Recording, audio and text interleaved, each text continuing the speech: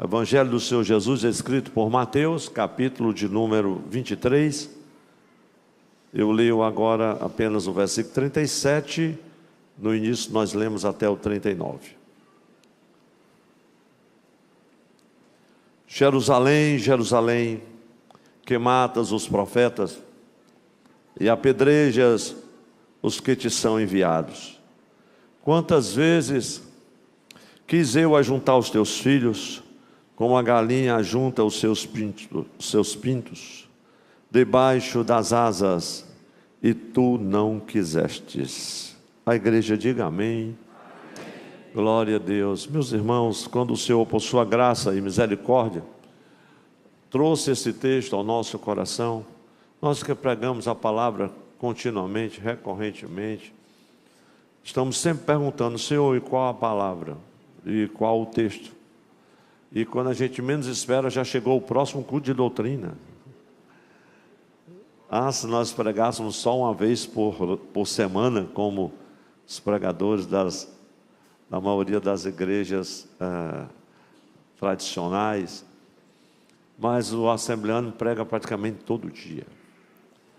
E quando o Senhor trouxe ao meu coração essa palavra, esse texto, no Evangelho de Mateus, o que ocorreu ao meu coração: ó Jerusalém, tu que matas os profetas, aquele texto tão impactante. Mas o que tocou o meu coração profundamente foi parte do versículo apenas, o fato do esforço do Senhor de juntar os seus filhos, de falar a sua nação, de trazê-los para junto de si, de protegê-los, para que ficassem aos seus cuidados, de socorrê-los, de guardá-los, de abrir os seus olhos. E o Senhor, como que em um lamento, pois esse é um texto de lamento, Ele disse no final do versículo: quantas vezes eu quis, e tu não quisestes. E foram essas duas palavras que me tocaram profundamente, essas duas expressões: o Senhor que quer e o homem que rejeita. Às vezes ele quer, mas não quer inteiramente. Às vezes quer, mas não quer como o Senhor quer. Às vezes ele aceita e quer, mas não como Ele está oferecendo, como Ele está disponibilizando a graça. E o Senhor está a clamar no seu lamento a Jerusalém, a sua cidade, a cidade amada, que é símbolo de igreja. Quantas vezes? Eu fico pensando quantas vezes o Senhor terá que falar à sua igreja. Mas Ele vem falando através dos séculos, e continua falando, e ainda hoje aqui, meus irmãos, Ele se dispõe a falar conosco, não com voz de lamento, porque Ele tem falado e o seu povo tem escutado. Mas era a mesma expressão nas cartas do Apocalipse, quando o Senhor escrevia aos anjos da igreja e dizia: quem tem ouvidos, ouça. Parece que as pessoas não ouviam. Eles tinham ouvidos, ouviam com a sua audição, com os seus ouvidos físicos, mas não davam ao Senhor a audição dos seus corações. E talvez essa seja a nossa maior deficiência, a audição do nosso coração. Por isso ele diz: quem tem ouvidos, ouça o que o Espírito diz. Porque ouvir o que as pessoas dizem, ouvir o que o pastor diz, ouvir um lindo sermão, uma bela pregação, lindos louvores, isso não significa dizer que você ouviu com o seu espírito. É provável e é certo que você tenha ouvido com os seus ouvidos, mas quem tem ouvidos escuta o que o Espírito diz. Glória a Deus, porque o Espírito testifica com o nosso espírito que nós somos filhos de Deus. E é assim que Deus nos fala, através do seu Espírito. Mas, meus amados irmãos e irmãs, esta expressão, quantas vezes eu quis, eu comecei a meditar e as coisas foram se desenrolando e ficando profundas demais para mim, porque isso toca na soberania de Deus. E pensando sobre o texto, quantas vezes Deus quis e haveria alguma coisa que Ele quer e Ele não faz? Então esses questionamentos começam a vir ao nosso coração. Quantas vezes eu quis e vocês não quiseram? E eu perguntei, como assim, Senhor? Haveria alguma coisa difícil para ti? O texto sagrado diz, quem te dirá o que fazes? Mas o texto diz assim, quantas vezes eu quis, Jerusalém, e tu não quiseste. Parece que dá a entender, ou enseja, que de alguma maneira aqui Deus esteja limitado em alguma área, em algum momento, ou devido a alguma coisa, alguma pessoa, alguma circunstância. Porém, meus irmãos, como sabemos, quantas vezes, pela palavra do Senhor, Deus é totalmente soberano e, portanto, plenamente capaz de realizar o que deseja. E aqui eu chamo a sua atenção para pelo menos 2 textos, podemos ler inúmeros textos.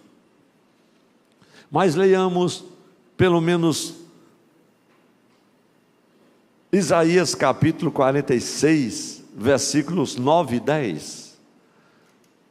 Nós vamos ler mais outros textos, mas leamos este.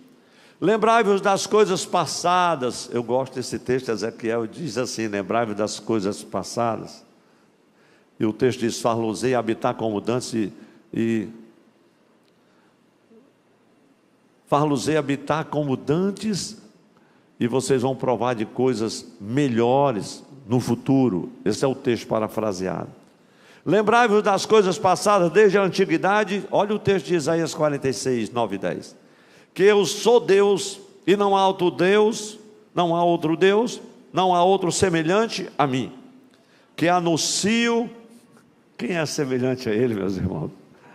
Sinta o poder desta palavra, que anuncio o fim desde o princípio, e desde a antiguidade as coisas que ainda não sucederam, que digo, o meu conselho será firme e farei toda a minha vontade. Quando a gente vai lembrando desses textos e fazendo a conexão, a gente se lembra também, e contudo outras vezes o Senhor expressa um desejo por algo que Ele é soberano para fazer e realizar, mas contudo Ele não realiza, e isso por causa da sua compaixão, por causa da sua misericórdia, por causa do seu amor.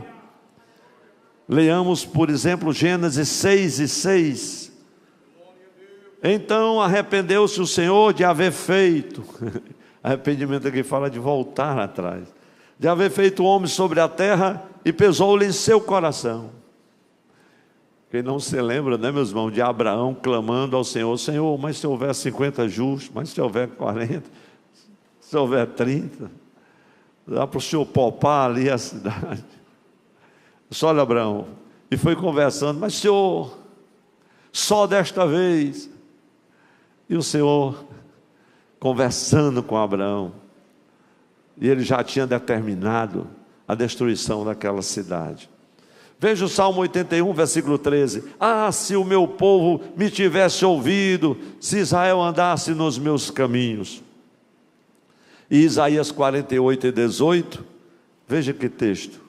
Assim diz o Senhor, o teu Redentor, o Santo de Israel: eu sou o Senhor, o teu Deus, que te ensina o que é útil e te guia pelo caminho em que deves andar.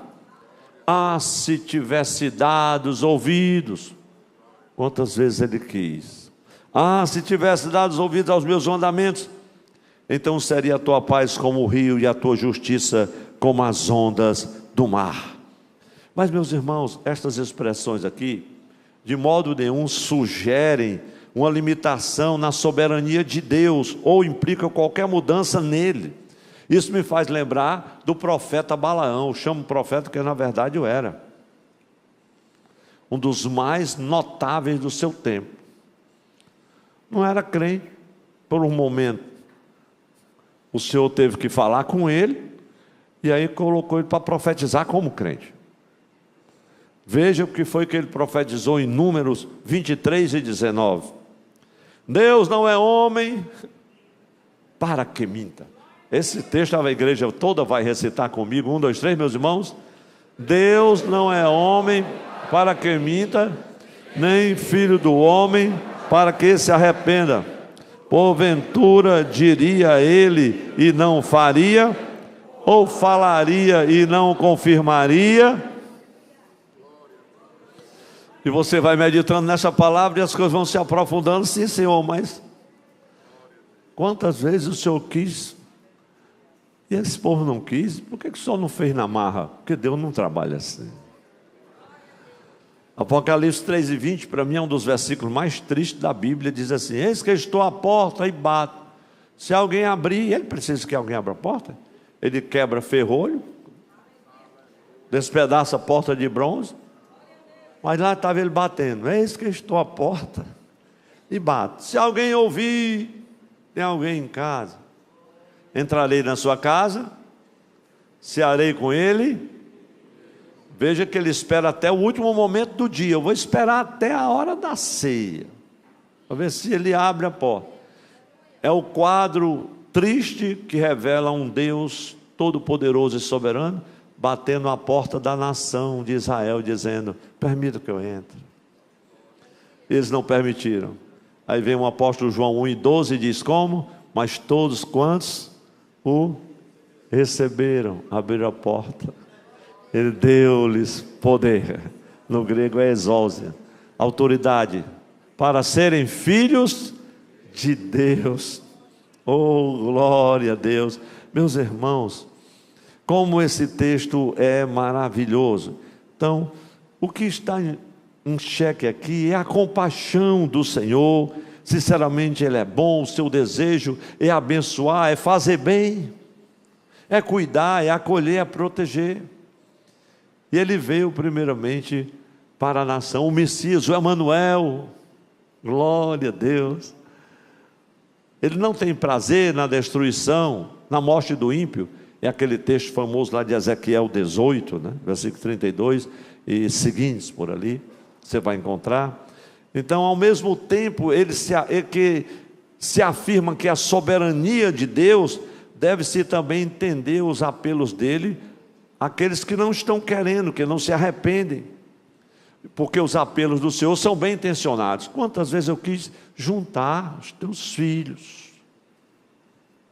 Então deve-se entender também esta bondade de Deus aqui, meus irmãos. E eu chamo a sua atenção para Romanos 2 e 4, porque você vai ver que a bondade de Deus para com o ímpio, ela é cheia de misericórdia, uma misericórdia genuína, uma misericórdia que Deus planejou para provocar no homem e na mulher o arrependimento.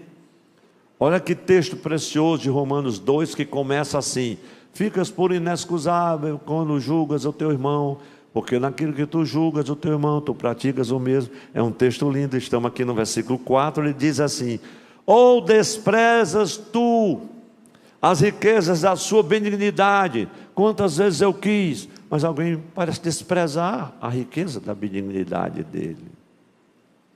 Quantas vezes? Ou desprezas tu as riquezas da sua benignidade, e paciência, e longanimidade. Longanimidade fala do amor habilitado para esperar. Isso é muito lindo, em certo sentido. E paciência e longanimidade, e veja o que diz o texto: ignorando que a benignidade de Deus te leva ao arrependimento. É a bondade dele, é a paciência dele. Então, meus irmãos, a emoção, eu digo assim, porque é isso que a gente sente quando está meditando, a emoção demonstrada aqui por Cristo em Mateus, obviamente, meus irmãos, eu acredito que é uma compaixão sincera, profunda do coração de Deus.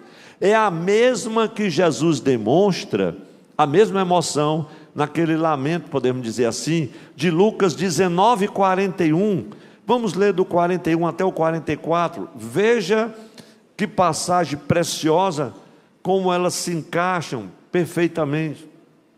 Lucas 19, 41 a 44. E quando ia chegando, vendo a cidade, chorou sobre ela. Veja como ele amava Jerusalém, dizendo: se tu conhecesses também ao menos neste teu dia o que a tua paz pertence. E há uma exclamação: mas agora isto está encoberto aos teus olhos, porque dias virão sobre ti em que os teus inimigos te cercarão. E aqui ele já está falando de uma profecia que se cumpriria 70 anos depois. Porque dias virão sobre ti que os teus inimigos te cercarão de trincheiras. Lá estará o general Tito com seu exército, o exército romano, e te sitiarão, e te estreitarão de todas as bandas, e te derribarão a ti e aos teus filhos que dentro de ti estiverem, e não deixarão em ti pedra sobre pedra, pois que não conheceste o tempo da tua visitação. Quantas vezes eu quis. Ele disse: eu sou o Messias. Ele disse à mulher: tu disseste, és tu o mestre? Sim. Senhor, é tu o mestre, ou esperamos outro? E lá estava ele falando. Quantas vezes, meus irmãos, poderíamos agora percorrer os evangelhos por diversas cenas que vão provar isso, e todos os sentimentos do Senhor Jesus parecem estar em harmonia aí com a soberana e perfeita vontade, a vontade divina, a vontade de Deus. Veja o que diz João 8:29. E aquele que me enviou está comigo, o Pai não me tem deixado só, porque eu faço sempre o que lhe agrada. Meus irmãos, segundo os melhores exegetas, a gente consulta alguns para ver assim a grandiosidade. Até aqui você vai encontrar tudo isso em alguns bons dicionários, em alguns rodapés de algumas bíblias, quem sabe. Mas vai chegar um momento da palavra que você vai ter a revelação agora, porque é algo do Espírito. Mas eles falam que esses lamentos não devem ser considerados como simples exibições da humanidade de Jesus, como alguns são levados a pensar. Não, porque é só a exibição da humanidade de Jesus.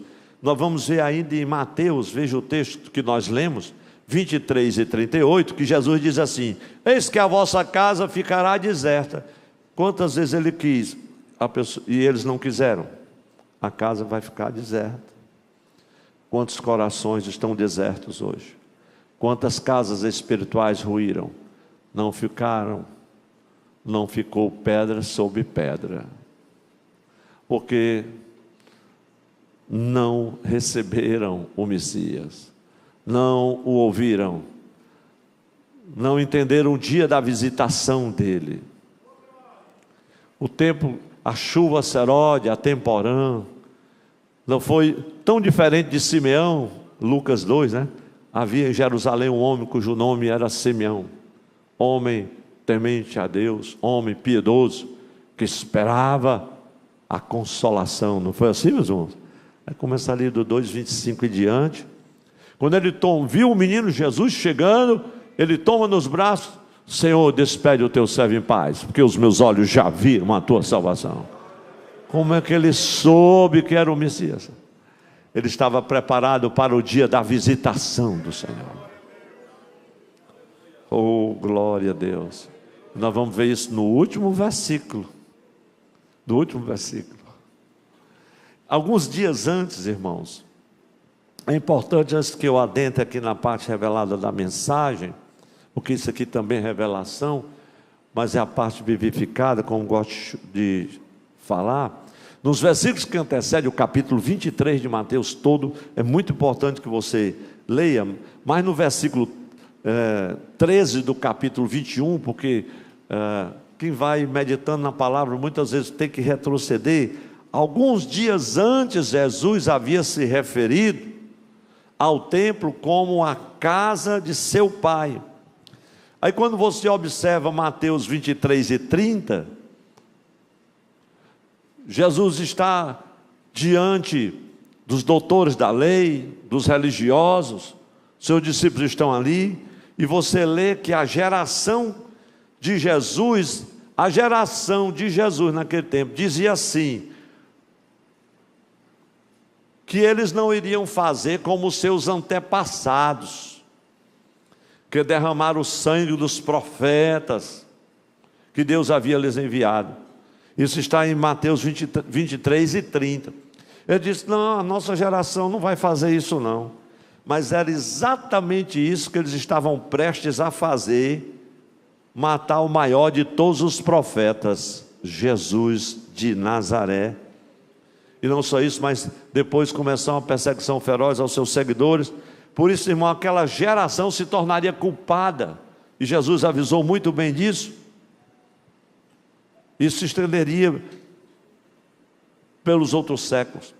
Se você tiver com a Bíblia aberta, observe Mateus 23 e 35, que Jesus, isso antes da mensagem que eu li, porque eu li a partir do versículo 37, Jesus vai se referir aqui aos martírios que ocorreram na época do Novo Testamento, do Velho Testamento, desde Abel até Zacarias, que foi o último a ser mencionado lá na Bíblia hebraica, que termina em 2 Crônicas. Mas no texto de Mateus 23 e 37, podemos ver que Jesus queria reunir o seu povo da mesma forma que uma galinha reúne os seus pintinhos sobre as suas asas, mas os judeus não permitiram. Muitas vezes, meus irmãos e irmãs, ferimos-nos e não sabemos a quem recorrer. Em outros momentos parece que estamos rejeitando a ajuda de Cristo, porque não acreditamos que Ele possa nos dar o que nós necessitamos, ou fazer o que nós tanto almejamos, ou resolver o que tanto esperamos, ou de uma vez por todas, solucionar esse problema crucial que nos aflige, que nos abate, que nos entristece, que nos magoa. Jesus também, irmãos, quer proteger-nos. Quantas vezes eu quis, mas tu não quisestes. Não, Senhor, mas eu quero. Ninguém conhece melhor as nossas necessidades do que o nosso Criador. E eu quero estender as mãos para a igreja e dizer que Deus conhece as tuas necessidades melhor do que você. E valeu mesmo esse glória a Deus que você deu aqui e que os irmãos deram em casa. Deus conhece melhor do que você as suas necessidades. E Ele quer mudar essa história, quer mudar este quadro, quer trazer a solução, quer trazer a resposta. Quantos creem que Ele está fazendo isso aqui e agora? Eu creio nisso, glória a Deus, glória a Deus. Mas meus irmãos, aqueles que se voltam para Jesus vão descobrir que encontra socorro, encontra cuidado, encontra proteção, como ninguém pode dar. Mas Jerusalém estava cega em relação ao Senhor. Jerusalém estava cega, insensível às necessidades, às suas próprias necessidades. E aqui a gente visualiza a profundidade dos sentimentos de Jesus por todos os perdidos, quando ele se refere à cidade, lamenta sobre a cidade de Jerusalém, que em breve seria destruída, e o Senhor já sabia, ele chora.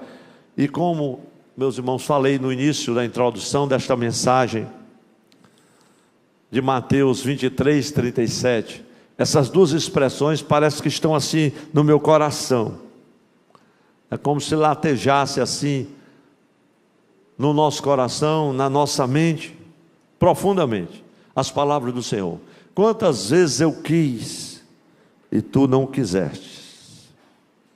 Não, pastor, eu sempre quis, mas o Senhor sabe de todas as coisas. Ele vê o oculto e o profundo dos nossos corações. E é com base nessas duas expressões que o Senhor me levou a meditar com a igreja esta noite sobre o tema, o cuidado que Deus oferece e o homem rejeita. Pastor, não tinha um tema assim mais ameno, não? Mais ameno do que esse é impossível. Porque Deus está oferecendo um cuidado aqui. Parece que ele está mitigando, está mendigando, está se expondo. Permita eu lhe ajudar. Porque tem pessoas, irmãos, que é assim. Eles permita eu lhe ajudar. Disse, não, meu irmão. Se Deus não me ajudar, ninguém pode me ajudar. Ou Ele resolve, ou eu morro aqui mesmo. Se ele encontrar com um cearense que não está bem crente, ele vai dizer assim, pois morra.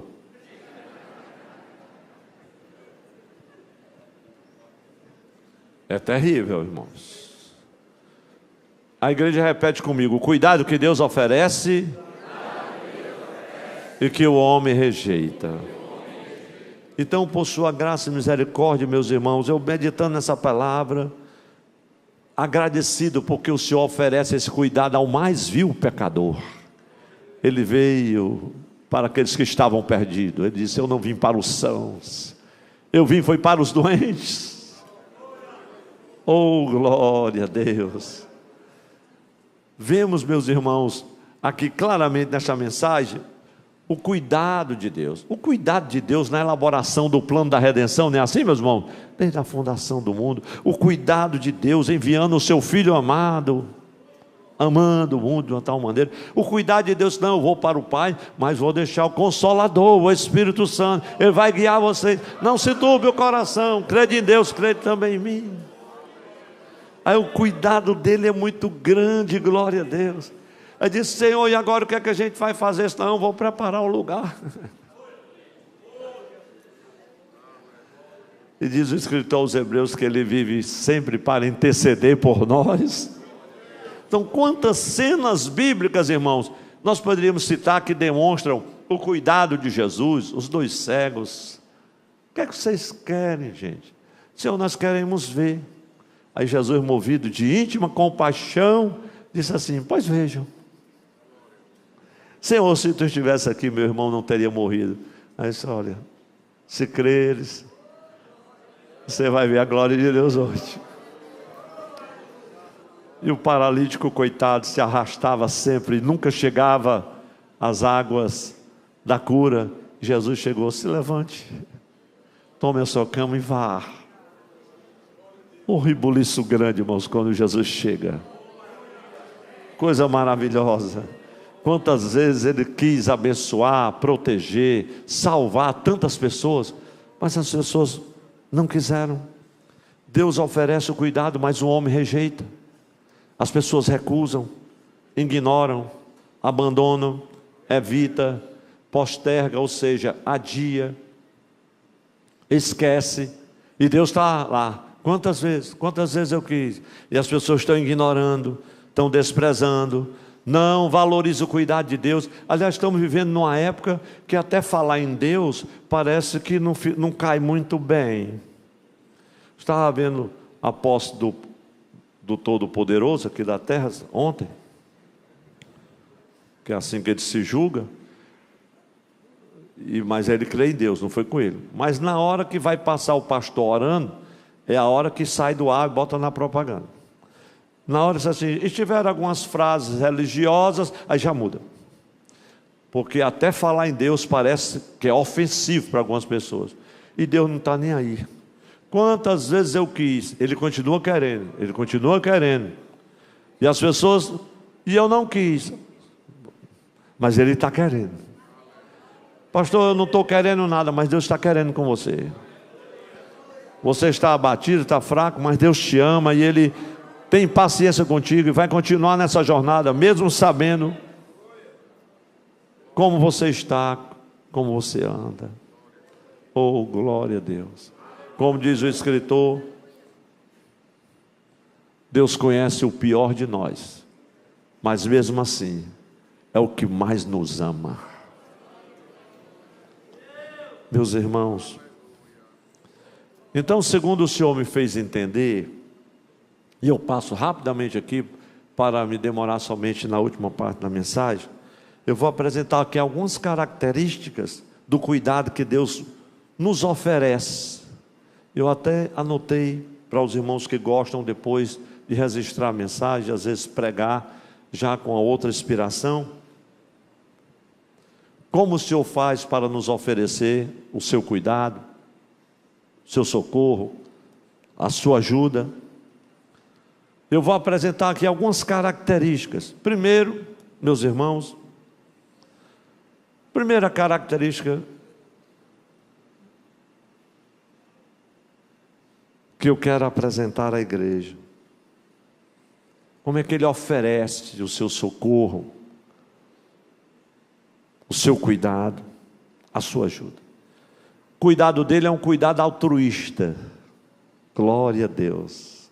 Não fostes vós que escolhestes a mim, foi eu que escolhi vocês.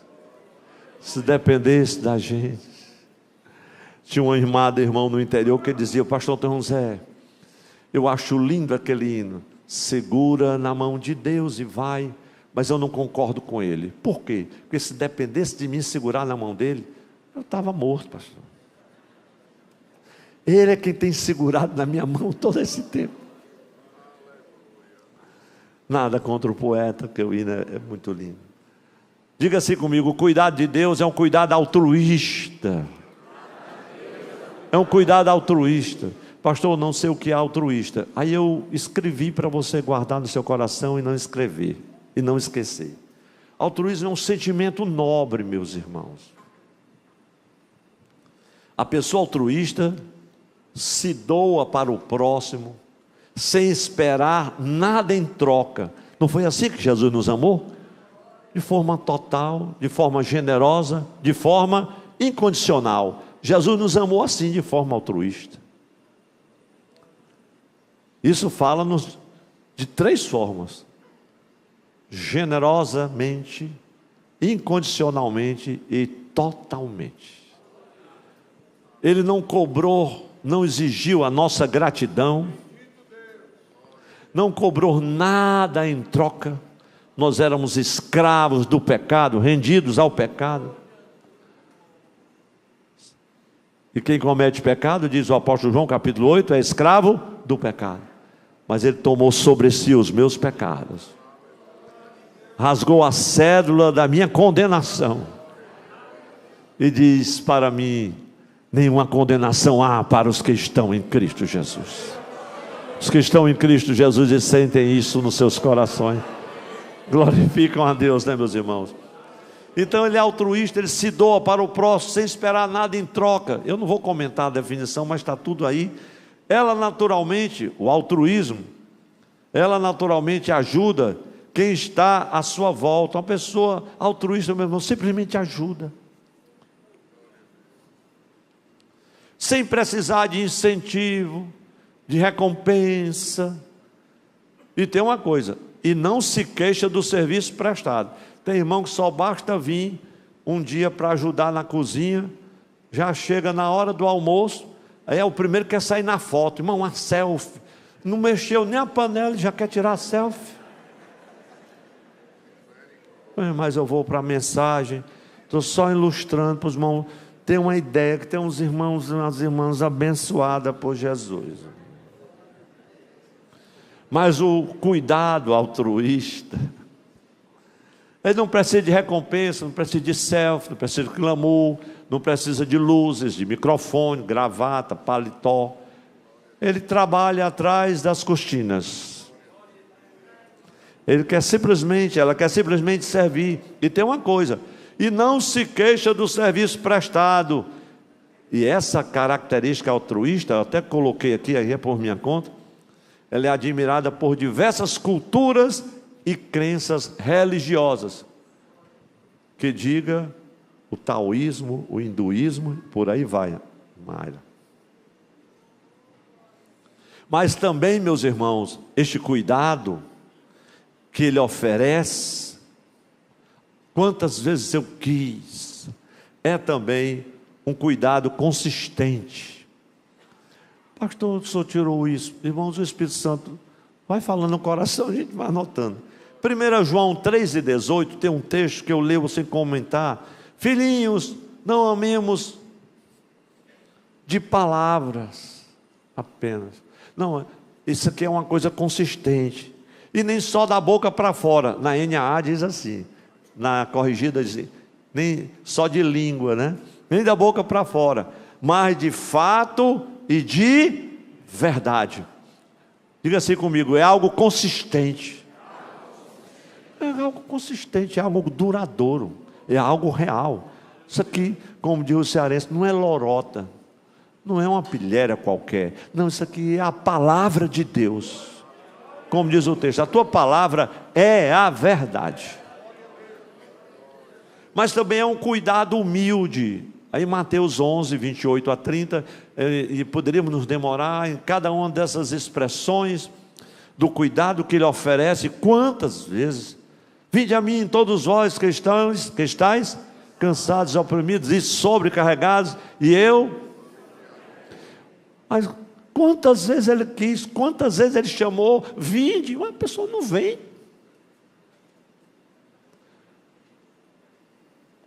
Vinde, eu vos aliviarei. Aprendei de mim que sou manso e humilde de coração. E aí o que é que faz? E encontrareis descanso para vossas almas. Porque o meu jugo é, e o meu fardo. Oh, glória a Deus. Mas quantas vezes Ele diz isso, e a gente diz, não, eu quero morrer, não tem jeito.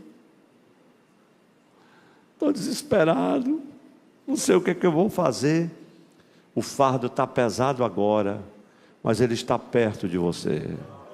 A luta está grande agora, até o desespero, mas você não está só. Ele quer te ajudar. Oh, glória a Deus. É também um cuidado de qualidade, meus irmãos. É outra característica do cuidado que Ele oferece. E aí vamos lá em João 16, 8, Atos 1 e 8, porque ele fala do Consolador, que vamos receber o Espírito Santo e recebereis poder.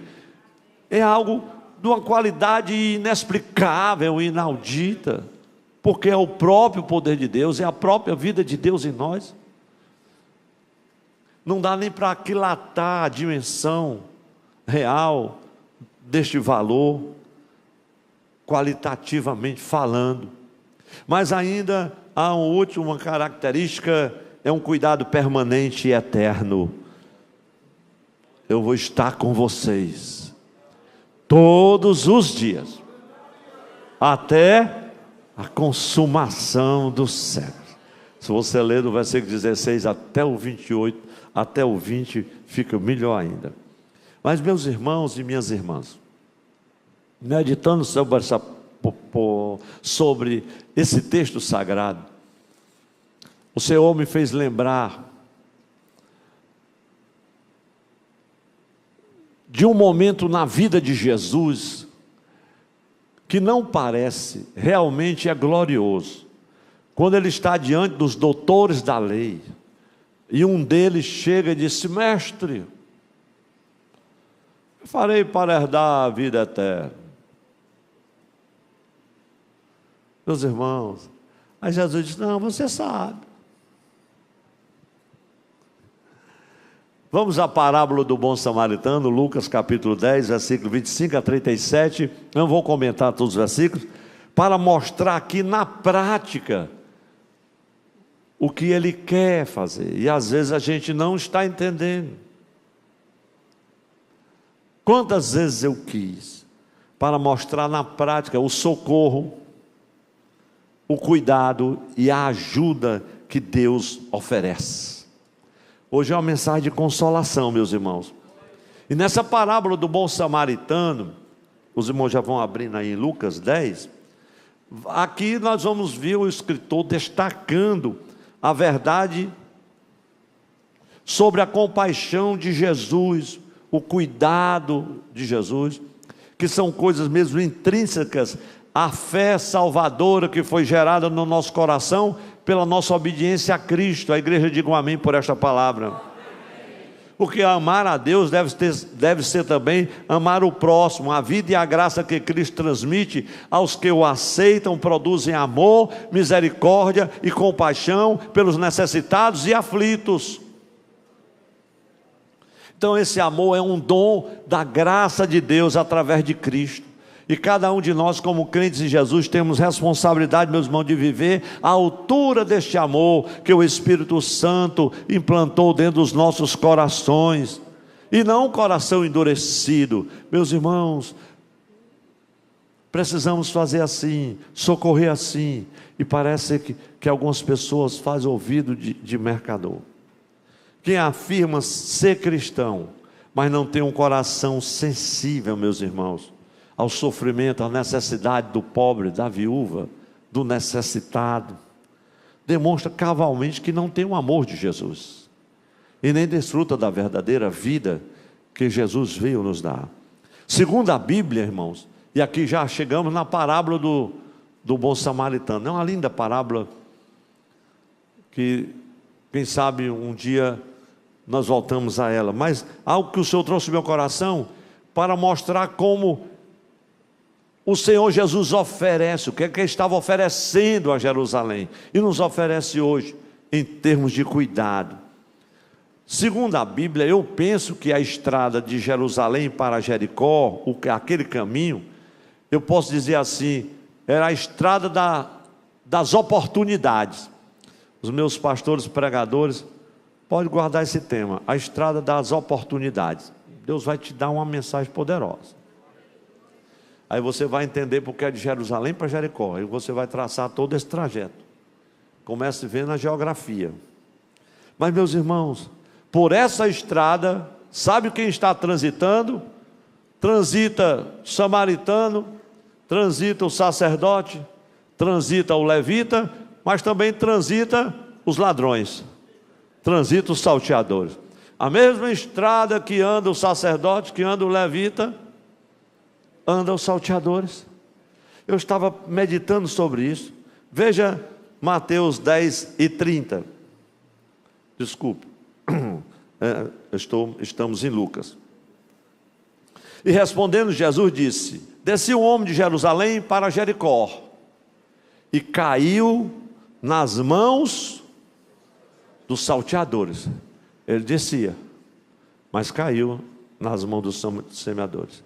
E diz a palavra que o despojaram e espancaram, espancando, se retiraram. E mais um detalhe, deixando, eu não vou explicar o que é meio morto, mas o cearense explica assim: foi uma peia tão grande. Não é assim que o cearense explica? Irmão, foi tanta peia que o cabra ficou mole, quase morto. É isso que está aqui no texto. Eu gosto de explicar essas coisas, porque os irmãos que estão no sul não entendem esse negócio de lá. A gente explica esses provérbios, né? O Brasil é muito grande. Mas, irmãos, uma coisa que todos nós sabemos aqui é que o mundo também é um covil de salteadores. O Senhor estava apontando para esses detalhes. E oferecer ajuda, oferecer socorro, cuidado a uma pessoa necessitada, ferida ou caída, era assumir riscos. Sim ou não, meus irmãos? É um pouco daquilo que nós vivemos hoje.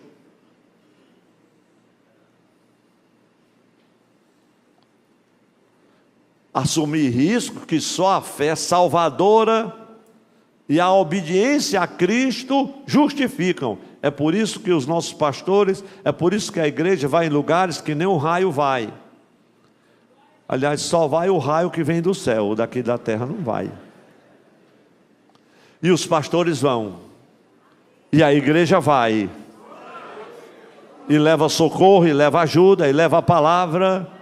Oh, glória a Deus! E faz o lamento. Quantas vezes ele quis, ele está querendo, mas nós não queremos. Mas quantas vezes ele vai continuar clamando? Meus irmãos, é assumir riscos. Eu quero compartilhar com a igreja, oferecer socorro e ajuda e cuidado a uma pessoa necessitada, ferida ou caída, e assumir risco que só a fé salvadora e a obediência em Cristo justifica. O Senhor trouxe ao meu coração, e eu quero apresentar 3 riscos básicos. Isso está na palavra de Lucas 10. Primeiro, Quando você está no caminho e encontra alguém caído, ferido, meio morto, você assume um risco quando você para. Por quê? Porque pode ser um empecilho na jornada de qualquer viajante. Sim ou não, meus irmãos? Pode ser um grande empecilho. Pode ser, às vezes, até uma cilada. Segundo lugar, pode se transformar num fardo temporário ou permanente. Às vezes você se levanta para ajudar, para socorrer, para cuidar, e de repente isso se torna um fardo. Às vezes temporário, outras vezes permanente. Mas saiba que o Senhor diz assim: quantas vezes eu quis ajudar, cuidar, Ele quis, e Ele continua querendo. Mas outro risco representa um desafio para quem oferece ajuda. Eu estou falando do que temos vivido e já vivemos. Janilda sabe muito bem. De ter que socorrer alguém, e a gente socorre, e coloca em casa, e passa um mês, 2, 3, um ano e pouco. Aí fica quase um filho de criação. E de repente ele é enganado, ludibriado por alguém da índole ruim, e de repente está na cadeia. Aí a gente passa um mês e não deixar o almoço. Não é assim, irmã Janilda? 2 meses, 3 meses, quase um ano, até conseguirmos provar a inocência daquele amado, daquele servo de Deus que é muito querido nosso e hoje ainda serve a Deus. Porque você socorrer e acudir representa um grande desafio. De repente pode se tornar um fardo temporário ou permanente. Certamente, meus irmãos, foi por não querer correr riscos que o sacerdote e o levita viram o homem ferido e fizeram o quê? Misericórdia. Passaram ao largo. Veja o versículo 31 de Lucas 10. E ocasionalmente descia pelo mesmo caminho certo sacerdote, e vendo o homem ferido, passou de largo. E de igual modo também um levita, chegando àquele lugar, vendo, passou de largo. Irmãos, essa visão de quem está ferido, de quem está meio morto, de quem está abatido, de quem está sem forças. Eu imagino que aquele homem estava tão machucado que não conseguia se levantar. Certamente, se ele não tivesse recebido socorro e ajuda, ele teria morrido ali. Estava muito ferido, porque o texto diz claramente que ele estava meio morto. Mas saibam, meus irmãos, igreja do Senhor, eu meditando sobre isso, é um desafio quando você está diante de uma situação assim. É um desafio porque apela para pelo menos 2 atitudes que a pessoa que oferece ajuda deve estar consciente. Quem vai oferecer ajuda deve estar consciente. E às vezes é esta consciência que afasta alguém. Misericórdia, eu vou mandar só uma oferta, vou nem lá. Depois vão querer duas atitudes. E aqui eu apresento 3 aspectos quanto a essa disposição, e está aí bem claro para os irmãos. Primeiro aspecto a considerar quanto à nossa disposição. Quem aceitou o desafio, quem está consciente. Primeiro, diga assim comigo, é disposição de parar. Vai apelar à disposição de quem dispõe a oferecer ajuda. Primeiro, a disposição de parar. Agora sim, Lucas 10:33. Mais um samaritano que ia de viagem Ele não estava só indo para Jerusalém, não estava só indo para o templo, não era só as obrigações normais, não. Ele estava de viagem.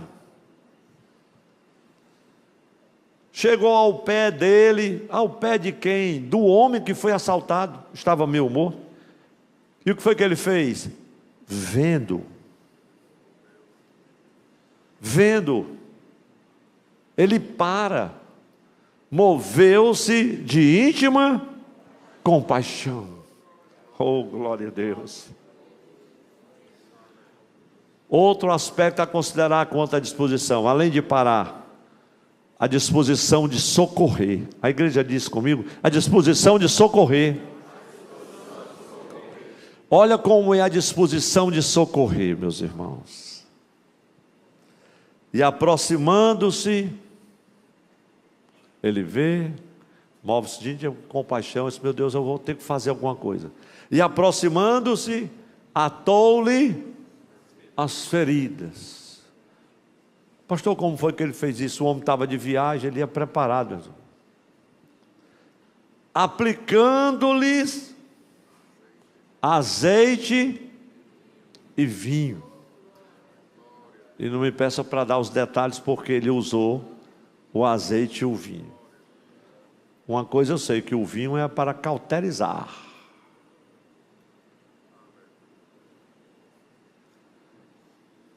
Disposição de socorrer. Meus irmãos, eu louvo muito a Deus pela vida dessa igreja. Louvo a Deus pela vida de centenas, milhares de irmãos. É a igreja do Senhor que está fazendo a diferença nesse país, meus irmãos. São milhões que estão com as mãos estendidas. Oh, glória a Deus. A disposição de socorrer. Mas há também uma outra disposição, a disposição de cuidar. Veja a parte B do versículo 34, eu leio o texto todo. E pondo sobre a sua cavalgadura, ele não fez só ver, ele não fez só parar, ele não fez só socorrer. Eu vou ungir o homem com óleo, vou botar aqui um vinho, vou botar umas ataduras e vou me mandar. Não, vou deixar aí, e outro vem e vai levar isso. Não, sou eu mesmo. Aí a disposição de cuidar, o que é que ele faz? E pondo sobre,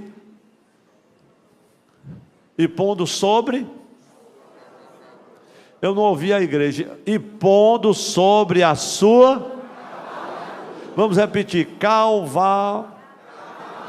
cavalgadura. O que é que está dizendo? E ficando de pés, não é assim que o cearense diz? E ficando a pé, eu dei o meu carro para ele. Ele desce do camelo, ou da mula, ou do cavalo, ou do jumento, a cavalgadura que ele estava. Quem se dispõe a socorrer assim? Oh, glória a Deus. Ele se dispõe a dar, a doar, a abrir mão. É o desafio, né, meus irmãos? Põe o homem ali e faz o quê? E levou para uma estalagem e cuidou dele. Se você for pensar em qual altura do caminho o samaritano estava, porque ele ia de viagem. O texto não diz que ele ia de viagem para Jerusalém ou para Jericó ou para uma terra distante. A Bíblia diz simplesmente que ele estava de viagem. A que distância ele estava de Jericó, onde tinha estalagem, ou estava de Jerusalém, nós também não sabíamos. Só sabemos uma coisa, que ele levou o homem até chegar a uma estalagem. E diz uma coisa, a palavra de Deus diz como, meus irmãos? E deixou na estalagem, foi assim? Não. E cuidou, eu presumo que ele disse, eu quero um quarto. Ele disse, é para o senhor e para o... Não, é um quarto só para nós dois, eu vou cuidar dele. Vamos cuidar dele. Aqui, meus irmãos, esse é o primeiro apelo, apela para a disposição de quem se dispõe a oferecer ajuda. Pastor, a hora está passando, fica tranquilo, meu irmão. Nós estamos falando aqui de ajuda. Diga para quem está ao seu lado: Deus vai nos ajudar. Oh, glória a Deus. Se tem um tempo que a gente precisa de ajuda, é esse, é ou não é verdade, meus irmãos? Meu Jesus. A segunda atitude, que representa um desafio de quem oferece ajuda, eu disse que a primeira é apela para a disposição de quem oferece. A segunda apela para a sensibilidade de quem se dispõe a oferecer ajuda. Porque, meus irmãos, se não for sensível, se o coração não for sensível, não estiver quebrantado, não vai sair nada. Veja Lucas 10, 33, a parte B, e o versículo 35, eu leio ambos os versículos. Mas um samaritano que ia de viagem chegou ao pé dele e, vendo-o, moveu-se de íntima compaixão. Versículo 35. E partindo, a igreja pode repetir comigo? E partindo ao outro, tirou 2 dinheiros. E Deus ao hospedeiro e disse-lhe: cuida dele, e tudo que demais gastares eu tu pagarei, ou quando voltar. Oh, glória a Deus. Quantas vezes eu já li esse texto, meus irmãos, quantas vezes já li esse evangelho. Eu creio que já preguei algumas vezes na parábola do bom samaritano, mas, meus irmãos, eu fiquei maravilhado pelo fato que eu ainda não havia percebido. A sensibilidade do bom samaritano, ou do samaritano, foi tão grande, que ele disse aqui: sabe de uma coisa? Eu vou cancelar meu voo. Se fosse hoje, perdi o voo, por causa dessa pessoa. Os irmãos estão entendendo? Ele disse: eu vou atrasar minha viagem num dia, e daí alguém precisa de cuidado. Eu vou atrasar minha viagem, eu vou ter que adiar meus compromissos. Veja o que diz o texto. E partindo no outro dia, quem estava de viagem, meu irmão, a sensibilidade dele foi tão grande. Afinal, aquele homem estava como? Estava meio morto, devido ao espancamento dos salteadores, ali no versículo 30. A sensibilidade do samaritano, meus irmãos, foi tão grande, que ele se dispôs a investir recursos, tempo, na cura e na restauração daquele homem. Quem louva a Deus pela vida da igreja do Senhor, de homens e mulheres que ainda estão com essa mesma disposição. Glória a Deus. Oh, glória a Jesus. E não somente isso, meus irmãos, mas o samaritano diz assim: olha, o seguinte, ele já melhorou, agora está na estalagem, ainda precisa de cuidado, mas faça o seguinte, cuide dele. Está aqui 2 dinheiros, eu não sei se 2 dinheiros naquela época valia hoje quanto, mas a gente é só consultar na Bíblia que você sabe quanto é que vale 2 dinheiros. Aí disse assim: se o dinheiro não der, anote aí as despesas extras, a conta da UTI,